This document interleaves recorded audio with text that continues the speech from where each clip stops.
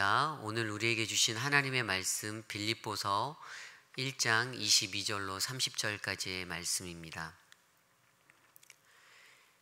빌립보서 1장 22절로 30절까지의 말씀, 저와 여러분이 한 절씩 교독하시고 마지막 30절 한 목소리로 함께 합독하기 원합니다. 그러나 만일 육신으로 사는 이것이 내 일의 열매일진데 무엇을 택하야 할지는 나는 알지 못하노라. 내가 그들 사이에 끼었으니 차라리 세상을 떠나서 그리스도와 함께 있는 것이 훨씬 더 좋은 일이라. 그렇게 하고 싶으나 내가 육신으로 있는 것이 너희를 위하여 더 유익하리라. 내가 살 것과 너희 믿음의 진보와 기쁨을 위하여 너희 무리와 함께 거할 이것을 확실히 아노니, 내가 다시 너희와 같이 있으므로 그리스도 예수 안에서 너희 자랑이 나로 말미암아 풍성하게 하려 함이라. 오직 너희는 그리스도의 복음에 합당하게 생활하라. 이는 내가 너희에게 가보나 떠나 있으나 너희가 한 마음으로 서서 한 뜻으로 복음의 신앙을 위하여 협력하는 것과 무슨 일에든지 대적하는 자들 때문에 두려워하지 아니하는 이 일을 듣고자 함이라. 이것이 그들에게는 멸망의 증거요 너희에게는 구원의 증거니 이는 하나님께로부터 난 것이라.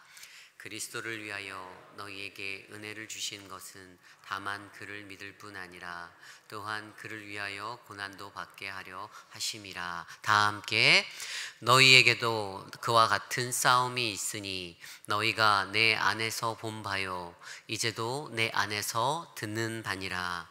아멘. 네, 우리가 계속해서 빌립보서 말씀을 묵상하기 원합니다. 오늘 이 아침에도 우리에게 주시는 귀한 하나님의 말씀 안에서 주님의 음성을 듣는 저와 여러분들 되시기를 간절히 소망합니다. 오늘 우리에게 주신 하나님의 말씀의 제목, 구원받은 성도의 삶, 복음에 합당하게 살라라는 말씀의 제목으로 함께 말씀 나누어 보겠습니다. 구원받은 성도의 삶, 복음에 합당하게 살라. 여러분들, 구원이란 무엇일까요? 우리가 믿는 이 신앙 안에서 구원을 뺄래야 뺄 수 없는 그러한 것이 아닙니까? 여러분들에게 구원의 확신이 있으시죠? 아멘. 네, 구원의 확신이 있습니다. 제게도 구원의 확신이 있고 오늘 이 자리에서 예배하는 여러분들께도 나는 구원받았다라는 그 믿음의 확신이 있는 줄 저는 믿습니다. 이처럼 구원이라는 것은요, 우리가 그리스도를 믿을 때 가장 중요한 한 가지가 됩니다. 이것을 확신하지 못하면 그것을 우리가 받았다라고 확신할 수도 없고요. 또 그것을 통해서 이 세상에서 살아갈 때에 구원받은 자들의 삶의 축복들을 누릴 수가 없습니다. 그러기에 구원은 우리에게 날마다 주어지는 하나님의 참 큰 은혜입니다. 이러한 구원된 것에 대해서 우리가 고민하고 나아갈 때 우리가 한 가지 더 생각해야 하는 것이 있는데, 바로 그 구원에 합당한 삶을 내가 살고 있는가. 쉽게 말하면 성경적 용어로 성화의 삶을 누리며 이 땅에서 살고 있는가. 구원이라는 것은 예수 그리스도를 믿음으로 말미암아 단번에 이루어 주시는 속죄함이요 구원의 하나님의 은혜의 역사이지요. 그러나 이 땅에서 살아가는 동안 그때의 구원의 감격만을 가지고 살아가기에는 부족하기에 하나님은 우리에게 성화의 삶, 구원의 복음에 합당한 삶을 살라라고 우리들에게 말씀해 주고 계십니다. 오늘 우리에게 주신 이 빌립보서 1장 22절로 30절까지의 말씀을 통하여서 저는 여러분과 함께 구원받은 이가 이 땅에서 어떻게 살아가야 하는지, 또 특별히 구원받았다라고 하면서도 세상에 빠져서 고난에 처하고 역경에 처했던 인생이 하나님을 어떻게 집중하며 그 복음의 이야기들을 되새겨야 하는지 말씀으로 함께 점검해 보기를 원합니다. 오늘 말씀 22절 말씀인데요, 우리 함께 읽어보기 원합니다. 함께 읽겠습니다. 시작. 그러나 만일 육신으로 사는 이것이 내 일의 열매일진데 무엇을 택해야 할지는 나는 알지 못하노라. 사도 바울이 저렇게 고백하는 것에 대해서 우리는 어디에서 사도 바울이 이 서신서를 썼고 이 서신서를 받는 수신자인 빌립보 교회 성도들의 상황들을 조금은 이해해 보아야겠습니다.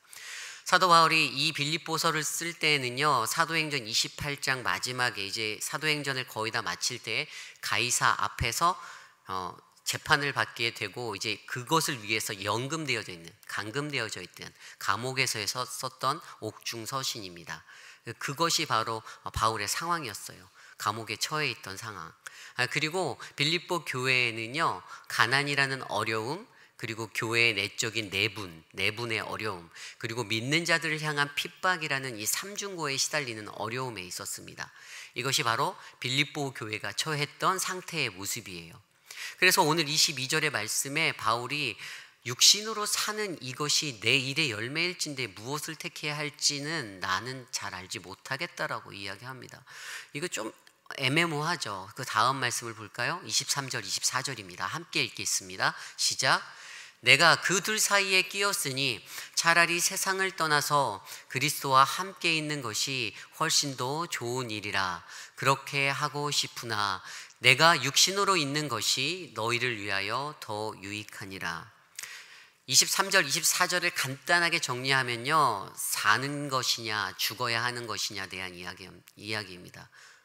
죽는 것이냐 사는 것이냐, 그 둘 사이에 끼었다라는 것이 바로 삶과 죽음에 대한 것을 이야기하는 거예요. 차라리 세상을 떠나 그리스도와 함께 있다면 내가 그분 안에서 평안할 텐데, 내가 안전할 텐데, 내가 행복할 텐데, 주님, 내가 감옥에 처한 이 상황 속에서 차라리 죽는 게 낫겠습니다라고 생각했던 바울의 모습이 그려집니다. 그러나 한편으로는 또 24절의 말씀처럼 내가 육신으로 있는 것이 너희를 위하여 더 유익하리라, 이렇게 말하고 있습니다. 사랑하는 성도 여러분, 인생을 살아갈 때요, 이러한 고민이 있어야 합니다. 바울이 감옥에서 했던 이 인생의 고민이 사느냐 죽느냐의 문제 아니었습니까? 사느냐 죽느냐, 내가 어떤 것을 택해야 될지 모르겠다라고 고백했던 그 심정에서 살아야 하는가 죽어야 하는가, 하나님의 그 은혜의 그 영원한 안식 가운데 내가 거해야 하는가, 아니면 내가 이 땅에서 남아서 살아나가야 하는가에 대한 고민이 그 옥에 처했던 바울에게 주어졌던 마음이었어요. 그러한 질문을 자신 스스로에게 던지면서 번뇌하고 고민하는 바울의 모습을 우리는 엿볼 수 있습니다. 여러분들이 잘 알고 계시는 그 햄릿이라는 소설 아시죠? 섹스피어. 근데 섹스피어의 가장 유명한 독백이 바로 사느냐 죽느냐, 그것이 문제로다. To be or not to be, that is question이라는 것 아닙니까? 어떤 것이든지 그에게 고민이 됐던 그 저자가, 섹스피어가 던졌던 독백, 이것이 이제 연극으로도 만들어지고 영화로도 만들어져서 전해졌지만, 이 연극에서도 청중들 앞에 가장 먼저 던져주었던 독백은요, 사는 것이냐 죽는 것이냐에 대한 고찰들을 너희가 해보아라 라는 것이었어요. 근데 좀 더 깊이 있게 생각하면 단순하게 우리의 생명의 삶, 그리고 죽음이라는 것에 대해서 생각이 아니라 너의 삶이 이 세상에서 살아갈 때 어떠한 가치로운 삶이 될 수 있겠냐, 너의 삶이 어떠한 가치로운 모습으로 살아갈 수 있겠냐를 고민해 보라는 것이죠.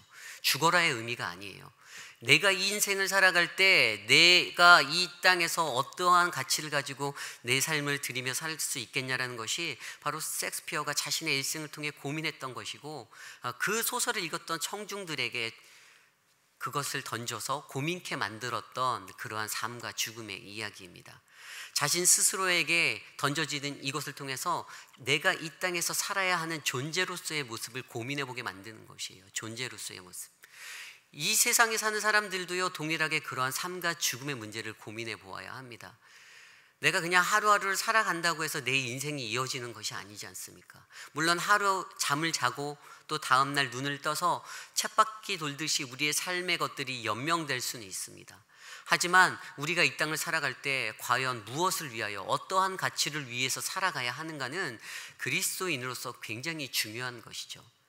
이것에 집중했기 때문에 사도 바울이 선택한 것이요, 삶과 죽음이라는 그 자리에서 내가 육신으로 있는, 24절에 나온 내가 육신으로 있는 것이 너희를 위하여 더 유익하다라는 것에 더 포커스 맞춰진 인생으로 살게 하였던 그러한 모습이 된다라는 것입니다. 결국에 우리 스스로에게 날마다 이러한 질문들을 던져 보아야 합니다. 삶과 죽음, 나는 어떠한 삶의 가치를 두고 내 인생을 살아가는가? 그러한 질문을 내 스스로에게 던졌을 때 내게 일어날 수 있는 것은 무엇입니까? 바로 내 자신에 대한 존재의 인식을 하고 내 삶의 가치를 깨닫고 내가 어떠한 인생을 살아가야 하는지에 대해서 생각해 봄으로써 내 스스로에 대한 성찰을 이루어 나갈 수 있다는 것이지요. 사랑하는 성도 여러분, 우리의 인생도 바로 이러한 인생들이 되시기를 원합니다.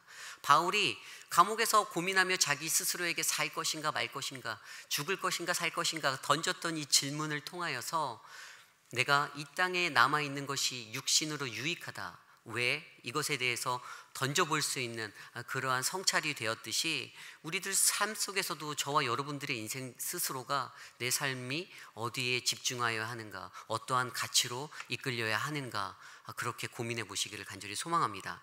그러한 자신의 존재를 바라보았던 바울의 모습이 바로 여기에 있었습니다.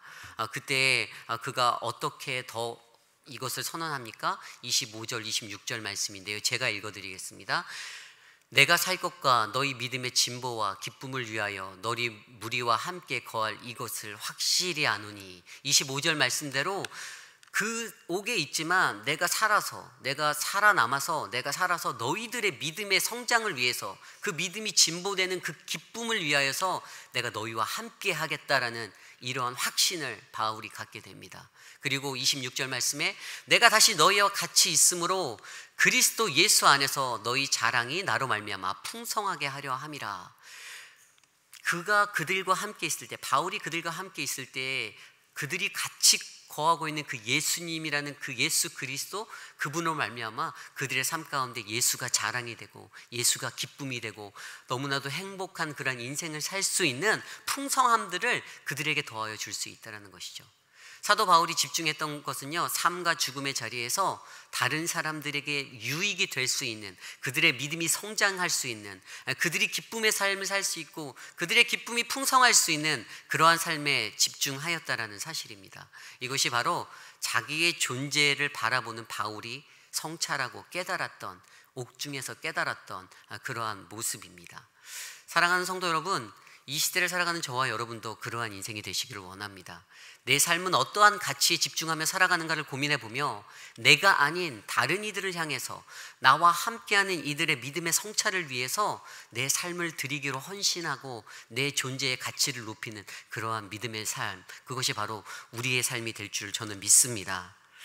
우리가 함께 신앙생활하는 우리 가나안 장로교회, 오렌지 가나안 장로교회에도 그러한 공동체들이 있지 않습니까? 제 옆을 둘러만 보아도 여러분들이 계시고 여러분들의 주위를 둘러보아도 함께하는 공동체가 있습니다.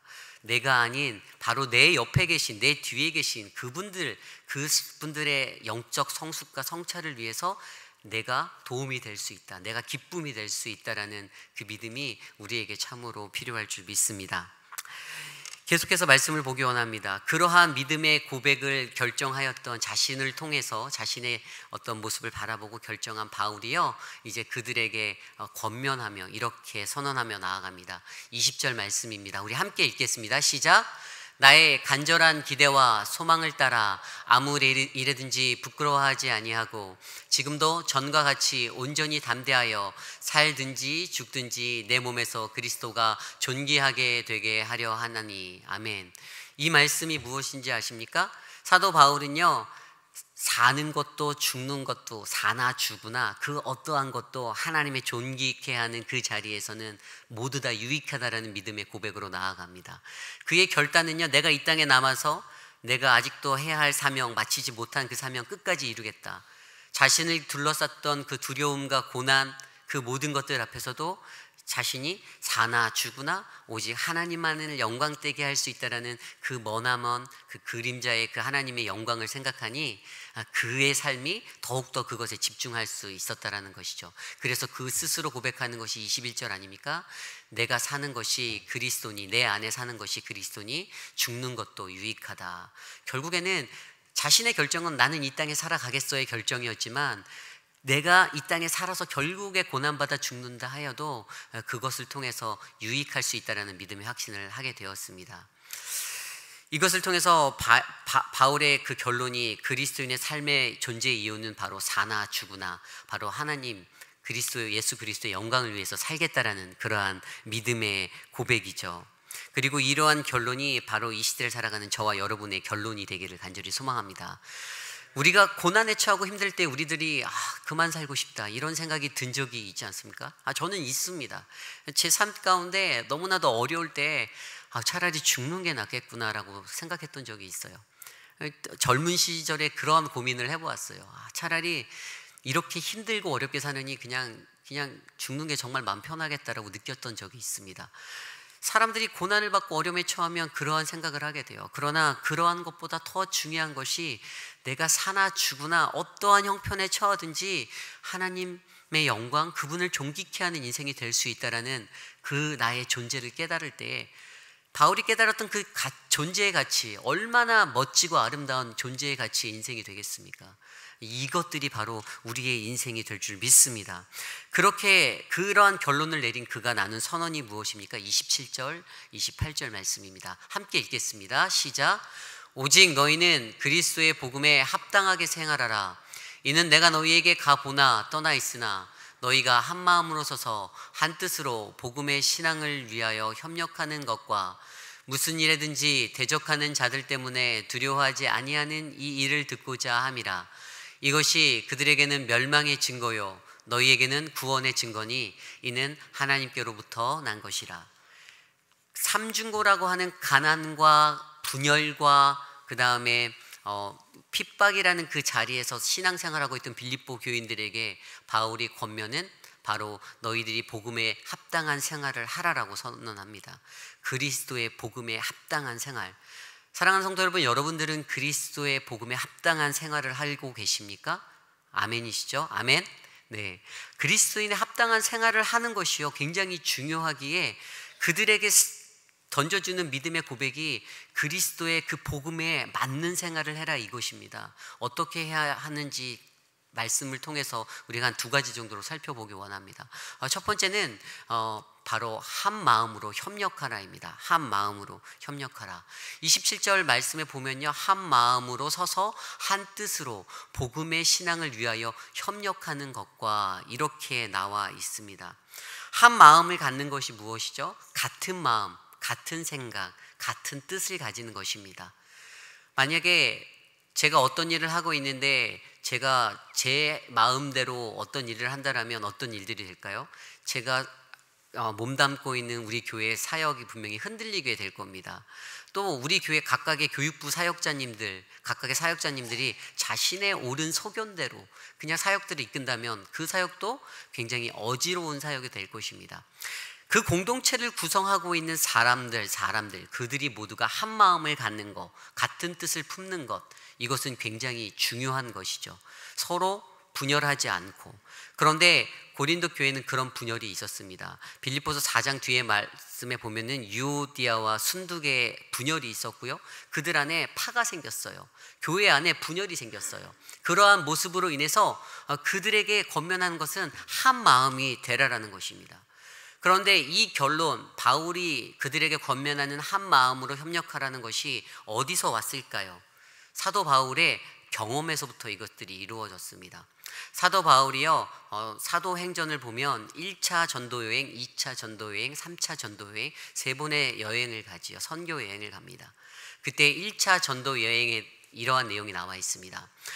1절부터 3절까지 말씀입니다. 제가 읽어드리겠습니다. 안디옥 교회에 선지자들과 교사들이 있으니 곧 바나바와 니게르라 하는 시므온과 구네렛 사람 루기오와 분봉한 헤롯의 젖동생 마나인과 및 사울이라.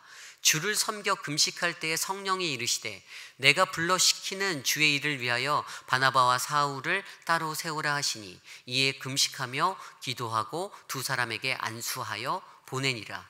이 장면은요, 사도행전 13장에 나와 있는 이 장면은요, 안디옥 교회가 이제 파송하는 거예요.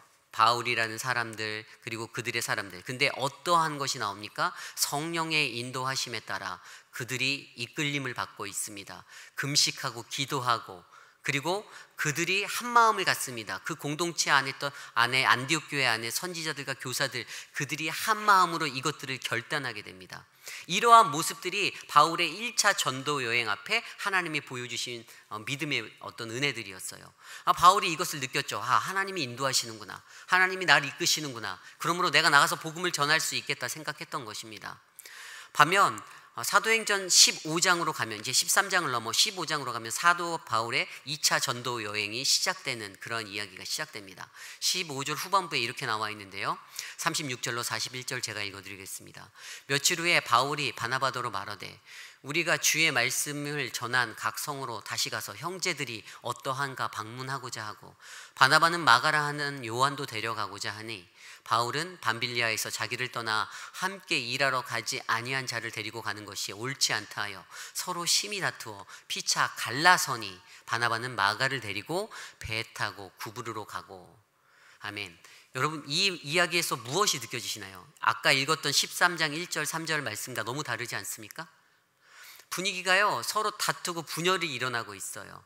그러다 보니까 요한이라는 사람이 1차 전도 여행 때 밤빌리아에서 있다가 갑자기 떠나갔던 사람이에요. 그런데 이 사람을 데리고 가자라고 바나바가 제안을 하자 바울이 그렇게 하지 못하겠다라고 해서 서로 다른 의견으로 갈라서게 되는 이야기입니다. 그래서 결국에 바나바는 요한을 데리고 가고요, 바울은 실라라는 새로운 사람을 택해서 전도 여행을 다른 방향으로 가게 되었던 것이 2차 전도 여행의 시작입니다. 그런데 여기에서 끝나면 이 바울의 경험의 이야기가 완성되지 않습니다. 이 이야기를 지나서 이제 16장으로 넘어가면요, 그들이 완전히 영적 침체에 빠지게 돼요. 그들이 전도하러 가는데 전도하는 곳곳마다 성령이 역사하지 않습니다. 그래서 그들이 정말로 어려움을 받고 힘들게 되는 상황에 처하게 됩니다.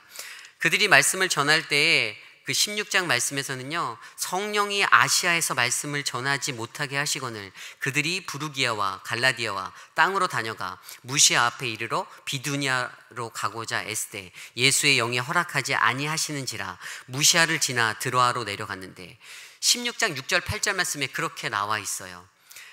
이렇게 나온 말씀 보면 성령이 아시아에서 말씀을 전하지 못하게 하셨다라고 나와 있어요. 하나님이 막으셨던 거예요. 전도를 해도 되지 않는 거예요. 너무나도 어려웠어요. 바울이 처한 환경이 왜 이렇게 침체되지? 전도가 안 되지? 1차 전도 여행 때는 굉장히 잘 되는데 왜 안 되지? 시작부터 삐그덕거렸던 그들의 사역에 너무나도 힘들었던 침체기가 찾아왔던 거예요. 그리고 그것을 위하여서 그들이 다시 한번 하나님 앞에 나아갔을 때 드로아라는 땅에 이르러서 하나님이 바울에게 환상을 보여주시죠. 그리고 바울에게 주셨던 그 환상, 이제 마게도냐라는 그 땅으로 나아가 소아시아까지 가라라는 그 환상을 통하여서, 그것을 통하여서 그들의 2차 전도 여행 사역이 유럽으로 발걸음을 옮기게 되는 그러한 새로운 전환을 맞게 되는 것이에요.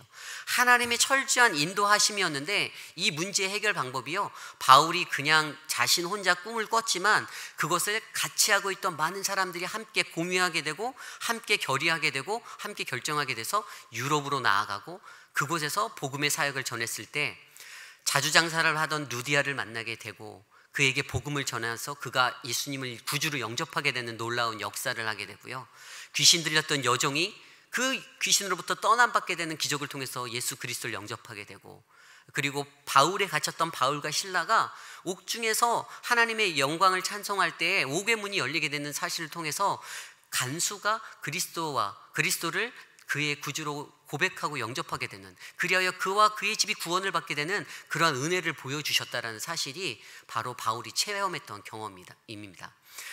첫 번째 1차 전도여행 그리고 2차 전도여행 가운데서 한마음 되지 못하였을 때 어떠한 어려움이 있었는지를 바울은 너무나도 잘 알고 있었기에 바울이 빌립보 교회를 향해서 던지는 권면이 한마음 되라 이거였습니다. 그래서 바울이 2장 2절에 이렇게 고백하지 않습니까? 마음을 같이하여 같은 사랑을 가지고 뜻을 합하며 한 마음을 품어. 이것이 바로 바울이 빌립보 교회의 성도들에게 권면했던 것입니다. 한 마음을 가져라. 너희들이 가졌던 그 유오디아와 순두개의 그 분열, 그 네파의 그 분열 갈등 이기기 위해서 한 마음을 품여라. 사람이 모인 곳에 어찌 이런 일들이 없을 수 있겠습니까? 생각이 다르지요. 마음이 다릅니다. 그러다 보니까 자신과 조금만 의견이 안 맞으면 사람은 삐치게 되어 있고 좀 돌아서게 되어 있어요. 저도 마찬가지예요. 형과 제가 둘이 같은 가정에서 자랐거든요. 제가 형이 하나 있습니다. 근데 같은 형제인데도요, 엄청 싸웠습니다. 뭐 요만한 거 하나 해도 서로 마음이 안 맞는 거예요. 형제인데도 어렸을 때는 치고받고도 싸우고 너무 많이 다퉜어요. 이러한 모습들을 볼 때에도 사람의 마음이라는 것이요, 목회자인 저에게도 동일했던 겁니다. 어떤 것에 안 맞으면 돌아서고 삐지는 그 제 모습, 저희 형한테도 삐지고 엄마 아빠한테도 삐지고, 이게 제 모습의 일부였던 거더라고요. 그래서 결국에는 바울이 그러한 분열 속에서도 이 분열을 이겨내는 방법으로 빌립보 교회의 성도들에게 던졌던 마음이 바로 한 마음을 품으라는 것이었죠. 사랑하는 성도 여러분, 오늘 이 시간에 저와 여러분은 그러한 한 마음을 품어 나아가는 그러한 귀한 주님의 자녀 되기를 간절히 소망합니다. 오늘 두 번째로 복음에 합당한 삶을 살기 위해 바울은요, 대적하는 자들을 두려워하지 말라라고 선언합니다. 대적하는 자들을 두려워하지 말라. 28절 말씀에 이렇게 나와 있었죠. 무슨 일에든지 대적하는 자들 때문에 두려워하지 아니하는 이 일을 듣고자 함이라. 이것이 그들에게는 멸망의 증거요 너희에게는 구원의 증거니 이는 하나님께로부터 난 것이라. 빌립보 교회가 처했던 상황은요, 핍박이 있었습니다. 그들을, 예수를 믿는 자들을 핍박하는 무리가 있었고요, 그들은 그것들 때문에 고난받고 힘든 그러한 상황에 처한 자신들이 이 삶을 포기할까라는 그러한 신자의 삶을 살지 말까라는 생각까지도 갈 수 있는 그러한 모습의 삶이었죠. 그런데 이러한 것들 가운데 바울의 도전은요, 대적하는 자들을 두려워하지 말라라고 이야기하고 있습니다. 고난이라는 것에 대해서 너무나도 잘 알았기 때문에 그의 고백은 바로 28절 말씀처럼 대적하는 자들에게는 하나님의 멸망의 증거가 될 것이고 하나님께 순종하고 나아가는 너희들에게는 이것이 구원의 증거가 될 것이라고 말씀을 전하면서 너희들의 삶이 하나님께 집중하고 구원의 증거를 누릴 수 있는 그 구원의 은혜를 알아가도록 하는 것이라고 말하지 않았습니까? 좀 더 구체적으로 29절에 이렇게 도전합니다. 그리스도를 위하여 너희에게서 은혜를 주신 것은 다만 그를 믿을 뿐 아니라 또한 그를 위하여 고난도 받게 하려 하심이라. 하나님의 은혜라는 것은요, 믿음 더하기 고난이라고 설명해 주는 거예요. 하나님의 은혜, 우리가 하나님의 은혜로 구원받았지 않냐? 너희가 구원받은 자라고 고백하지 않았냐? 그런데 그 은혜는 고난도 더하고 있다. 그러니 너희들이 항상 은혜롭다, 잘 된다 이러한 것만 생각하지 말고 너희들의 삶 가운데 고난이 있어도 이것이 하나님의 은혜구나라는 마음으로 이것들을 이겨내라라고 도전하는 것입니다. 좀 더 구체적으로 30절에 이렇게 말하죠. 너희에게도 그와 같은 싸움이 있으니 너희가 내 안에서 본 바요 이제도 내 안에서 듣는 바니라. 아멘. 이 싸움이요, 바울에게도 있었던 싸움이었기 때문에, 너희에게도 지금 존재하는 그러한 싸움이기 때문에 우리에게 끝나지 아니하는 이 싸움이 계속될 것에 대해서 이야기해 주고 있는 겁니다. 사랑하는 성도 여러분, 이러한 바울의 선언이 어떻게 여러분들에게 전달되십니까? 하나님의 은혜로 우리는 구원을 받았습니다. 그리고 우리는 그 은혜를 압니다. 그래서 우리는 믿음을 들여 그분을 믿습니다. 그런데 고난이 오면 갈등합니다. 힘들어합니다. 낭망하고 좌절하기도 합니다. 고난이 오면 그 고난 앞에서 그 고난이 하나님이 주신 것이라 감사하는 마음보다는 하나님 왜 내게 이런 고난을 주셨나라고 하나님께 원망하고 나아갈 때도 있습니다. 그런데요, 바울은요, 그의 고난의 이해를 통해 고린도후서 6장 4절 10절에 이렇게 전하고 있습니다. 함께 읽겠습니다. 시작. 오직 모든 일에 하나님의 일꾼으로 자천하여 많이 견디는 것과 환난과 궁핍과 매맞음과 갇힘과 난동과 수고로움과 자지 못함과 먹지 못함 가운데서도 깨끗함과 지식과 오래 참음과 자비함과 성령의 감화와 거짓 없는 사랑과 진리의 말씀과 하나님의 능력으로 의의 무기를 좌우에 가지고 영광과 욕됨으로 그러했으며 악한 이름과 아름다운 이름으로 그러했느니라. 우리는 속이는 자 같으나 참되고 무명한 자 같으나 유명한 자요, 죽은 자 같으나 보라 우리가 살아있고 징계를 받는 자 같으나 죽임을 당하지 아니하고 근심하는 자 같으나 항상 기뻐하고 가난한 자 같으나 많은 사람을 부욕해 하고 아무것도 없는 자 같으나 모든 것을 가진 자로다. 아멘. 바울이 고난을 통해서 깨달았던 저 인생의 비결이 바로 그들에게 너희가 이 고난도 하나님의 은혜로 말미암아 너희에게 주신 것이라는 그 감사를 불러일으키는 빌립보 교회를 향한 도전이었다라는 사실입니다. 그러므로 사랑하는 성도 여러분, 우리가 어떠한 상황에 처하든지 우리가 그것들을 감사함으로 감당하며 살아가기를 간절히 소망합니다. 삶의 무게가 너무나도 무거울 때가 많이 있습니다. 가족의 일, 또 내 상황에 내 비즈니스의 일, 여러 가지 일들 때문에 어려울 때가 많이 있습니다. 그러나 그때에도 그것을 견디다 못해 쓰러지는 것이 아니라 하나님께서 감당할 만한 고난을 주시는 분, 내게 항상 감당할 수 있는 것만큼 하나님이 주시는 그분이심을 우리가 깨달아 알고 하나님 감사합니다, 이 고난도 내게 감사합니다라고 고백할 수 있는 우리들의 인생이 되기를 간절히 소망합니다. 이제 말씀을 맺기 원합니다. 사도 바울은 빌립보 교회를 향해서 복음에 합당한 삶을 살기 위하여 자신이 감옥 안에서 자신의 삶의 경험과 그것들을 통해 자신에게 무수히 던졌던 내 인생의 존재에 대한 가치를 깨달은 그 질문을 통하여서, 사느냐 죽느냐의 이 질문을 통하여서 자신의 영적인 성찰들을 만들어 나갔습니다. 그리고 동일하게 이 질문을 그들에게 던집니다. 너희의 인생, 빌립보 교회의 성도들, 너희들의 인생, 삶이냐 죽음이냐 너희들 스스로가 고민해 보아라. 그리고 그들을 통해서, 그들의 고민을 통해서 그들이 안았던 그 인생의 문제, 교회의 문제, 내분과 가난과 분열의 문제, 핍박의 문제를 이겨내라라고 도전해 주는 것이 바로 오늘의 말씀이죠. 그렇게 복음에 합당한 삶을 살으라로 전할 때 한 마음을 품어라. 그리고 너희들에게 주는 그 대적을 하는 그 두려운 자들, 그들을 두려워하지 말아라. 이것을 통해서 너희를 이끄시고 인도하시는 그 하나님을 바라보아라 라는 도전을 오늘 이 시간 우리에게 동일하게 해 주시는 것입니다. 이 일을 듣고자 함이라라는 말씀이 오늘 말씀에 나와 있습니다. 이 일을 듣고자 함이라. 바울의 기대가 담겨져 있었어요. 바울의 기대는요, 빌립보 교회가 이 고난을 이겨내고 능히 이겨내고 하나님의 합당한 복음의 삶을 살아가는 것입니다. 우리 이 시간에 함께 좀 찬양을 같이 한 곡 부르고 같이 기도하기 원하는데요, 하나님께서도 우리에게 그러한 도전을 해주고 계십니다. 나도 너희들에게 이 일을 듣고자 함이다라고 말씀하고 계시는 거예요. 그분이 원하시는 삶이 어떠한 삶입니까? 우리의 삶이 예수 그리스도의 그 십자가의 보혈의 그 복음으로 말미암아 거기에 붙들림 바 되어 그 어떠한 삶의 환경도 이겨내고 복음에 가장 합당한 믿음의 삶을 살아가는 것이 바로 그분의 꿈이고 그분의 비전입니다. 사랑하는 우리 오렌지 가나안 장로교회는 그러한 비전의 자리에 서기를 간절히 소망합니다. 이 시간 우리가 찬양할 때 내 안에 사는 예수 그리스도 함께 고백하며 찬양하기 원합니다. 찬양하겠습니다. 내 안에 사는 이 예수 그리스도니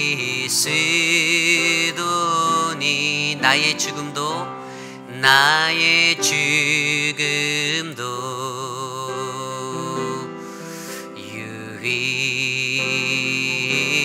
유익함이라. 다시 한번 할까요? 내 안에 사느니, 내 안에 사느니 예수 그리스도니, 예수 그리스도니 나의 죽음도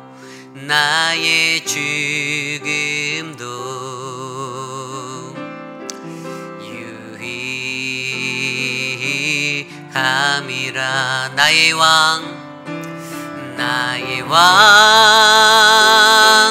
내 노래 내 생명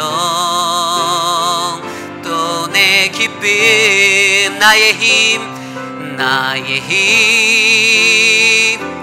나의 검 내 평화 나의 주 내 안에 사느니 내 안에 사느니 예수 그리스도니 나의 죽음도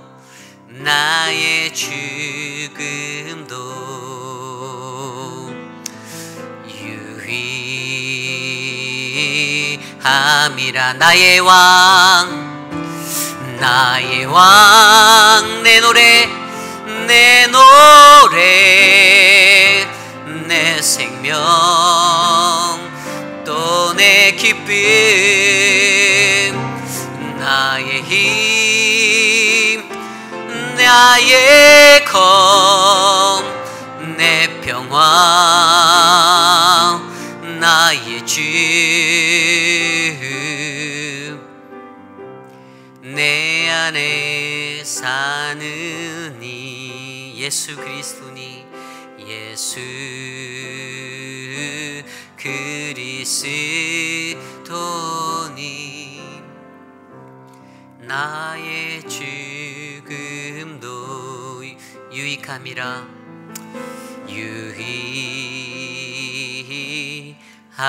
유익함이라. 우리 이 시간에 함께 몇 가지 놓고 좀 기도하기 원합니다. 목요일날 오후 9시 45분에 우리 사랑하는 고 정병훈 집사님께서 하나님의 부르심을 받았습니다. 아마 여러분들 다 소식을 전해 들으셨겠지만 이 시간 우리 함께 고 정병훈 집사님과 또 이 땅에 남아 계신 우리 정영희 권사님 또 그 자녀들을 위해서 함께 기도하는 시간 갖기 원합니다. 기도하겠습니다. 하나님, 주님, 하나님, 주님 그 영혼을 받아 주시옵소서. 하나님의 영원한 안식에 올라간 사랑하는 정병훈 집사님을 축복하여 주십시오. 하나님의 은혜로 채워주시고 주의 은혜로 붙잡아 주셨사오니 하나님, 주님의 평안 안에 거하며 하나님 만나고 주님 그렇게 기뻐하며 하나님 거할 우리 집사님을 축복합니다. 주님, 사랑하는 정영희 권사님을 지켜주십시오. 하나님, 마음의 준비가 되지 않았고 하나님 무거운 것이 남아있는 그 마음을 위로하여 주시고 하나님 그 눈물을 닦아주시고 그의 통하는 마음을 붙잡아 주셔서 하나님의 은혜로 충만하게 도와주시옵소서. 남겨진 가족들을 하나님의 위로자 되시고 붙잡아 주시옵소서. 주님 도와주시옵소서. 아버지, 우리 시간에 계속해서 기도할 때 사랑하는 우리 김인철 목사님을 위해서 함께 기도하기 원합니다. 하나님, 목사님 이제 재활의 가정을 그 시간을 보내고 계십니다. 하나님, 그의 삶의 순간순간 1분 1초가 하나님이 만나주시는 하나님 그러한 시간 되게 도와주십시오. 하나님을 깊이 있게 만나고 하나님 안에 자유함을 얻고 회복되어지는 놀라운 성령의 충만함, 예수 그리스도의 그 첫사랑이 회복되어지는 시간이 되게 해달라고 우리 목사님의 육신의 치료와 영적 회복을 위해 함께 기도하기 원합니다. 기도하겠습니다. 사랑하는 우리 김인철 목사님, 하나님께서 붙잡아 주시니 감사합니다. 주님의 사랑하는 그 종을 하나님께서 인도하여 주시고 하나님의 사랑으로 나타내 주시고 하나님 만나 주시고 하나님 붙잡아 주시옵소서. 하나님, 영적인 친밀함의 교제함이 일어나기 원합니다. 육적인 회복함도 더하여 주시고 하나님의 은혜를 비춰주셔서 하나님의 치료의 강선으로 회복하여 주시옵소서. 하나님, 그의 영이 회복되기를 원합니다. 하나님, 그의 지쳐있는 육신이 회복되기를 원합니다. 하나님 붙잡아 주십시오. 도와주십시오. 하나님 강하게 역사하여 주시옵소서. 하나님 인도하여 주시옵소서. 하나님의 첫사랑을 회복하는 그 아름다운 능력이 나타나기를 원하오니 하나님 도와주시옵소서. 우리 시간에 계속해서 기도할 때 육신의 연약함에 함께 고난받고 있는 우리 성도님들을 위해서 함께 기도합시다. 장기춘 권사님, 이민자 권사님, 이정희 권사님, 병천자 권사님, 암으로 고통받고 있는 그들을 하나님께서 붙잡아 달라라고 하나님의 믿음의 선포로 하나님 저들의 그 질병이 하나님 회복될 수 있다라는 믿음의 선언을 통하여 하나님 저들의 질병이 깨끗게 낫게 해달라고 하나님 우리 그렇게 기도합시다. 또한 우리 사랑하는 양종식 집사님을 위해서 기도해 주십시오. 지난 주 중에 또 이머전시 들어가셔서 또 막혔던 그 신장에 막힌 것들을 뚫어내고 앞으로 또 어떠한 수술과 어떠한 것들이 있을지 예측할 수 없는 그런 상황이 되었는데 하나님, 우리 양정식 집사님의 그 생명을 붙잡아 주십시오라고 함께 기도하기 원합니다. 이 시간 그 외에 고통받고 계신 또한 여러 환우분들을 위해 함께 기도하겠습니다. 하나님 감사합니다. 하나님, 주님 도와주십시오. 사랑하는 편청자 권사님, 하나님께서 깨끗게 회복하실 수 있는 그 은혜를 베풀어 주십시오.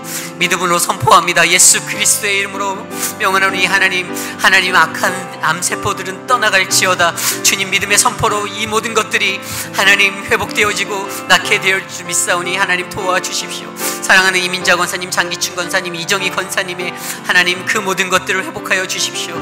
악한 암세포를 결박하여 주시고 파괴하여 주시고 하나님 회복하여 주시옵소서. 사랑하는 우리 양종 집사님을 주님께 올려드립니다. 하나님 그 영혼을 감찰하시고 붙잡아 주셔서 하나님의 치유의 능력으로 하나님 도와주시옵소서. 막혀있는 것들 하나님 몸의 육체의 것들이 하나님 회복될 수 있도록 주님 도와주십시오. 어떠한 수술을 또 해야 할지 모르는 상황인데 하나님 그 모든 것들도 붙잡아 주십시오. 하나님 주장하여 주십시오. 주관하여 주십시오. 우리의 인생의 주인 되신 하나님 역사하여 주십시오. 하나님 도와주십시오. 성령 하나님 도와주시옵소서. 하나님 아버지 도와주십시오. 우리 시간의 마지막으로 기도하기 원합니다. 우리 내일 있을 주일 예배를 위해서 기도합시다. 하나님 내일 예배 가운데 주님 선하신 하나님만이 영광 받아 주시길 간절히 소망합니다. 말씀을 증거하실 이도환 목사님을 축복하여 주십시오. 예배의 순간순간에 함께하는 찬양팀, 성가대, 안내위원, 봉헌위원들 각 사람 이 자리에 함께 동참하여 예배하는 온 회중들 하나님 만나게 도와주십시오. 하나님의 감동과 감격이 넘치는 믿음의 예배로 우리의 예배를 살아있는 예배로 회복하여 주시고 세워주십시오. 우리 내일의 예배를 위하여 함께 기도하신 후에 제가 기도하고 축도로 예배 마친 후에 각자 기도하기 원합니다. 기도하겠습니다. 하나님 우리의 예배를 주님께 올려드립니다. 하나님 이 예배를 기뻐 받아 주시옵소서. 내일 우리가 드릴 아름다운 주일 예배 가운데 성령 하나님 말씀하여 주시고 이도환 목사님의 입술과 마음을 주장하셔서 하나님의 온전하신 살아계신 그 말씀만이 선포되어지게 도와주시옵소서. 성령 하나님 예배에 참여하는 모든 자들을 축복하시고 저들을 통해 하나님의 예배가 온전케 되고 살아계신 하나님의 영광만이 드러나는 믿음의 예배, 감격과 감사와 기쁨의 눈물이 넘치는 예배로 우리의 예배를 만들어 주시옵소서. 주님 도와주시옵소서. 하나님 도와주시옵소서.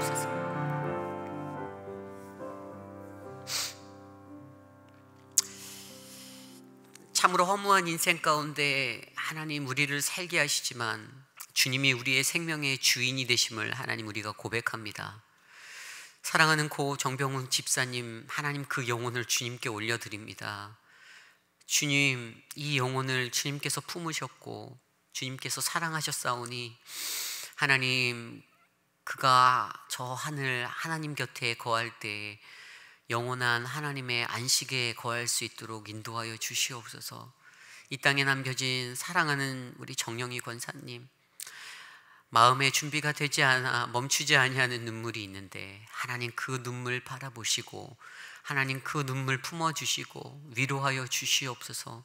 사랑하는 자녀들의 마음들을 위로하여 주시옵소서. 사랑하는 주님, 육신의 연약함으로 고통받고 계신 우리 변청자 권사님, 이민자 권사님, 장기춘 권사님, 이정희 권사님, 그리고 양종식 집사님, 송동호 권사님, 하나님 그 외에 많은 분들이 있는데 하나님 그들의 영혼을 붙잡아 주시고 하나님 사랑하여 주시고 하나님의 은혜로 치료하여 주시옵소서.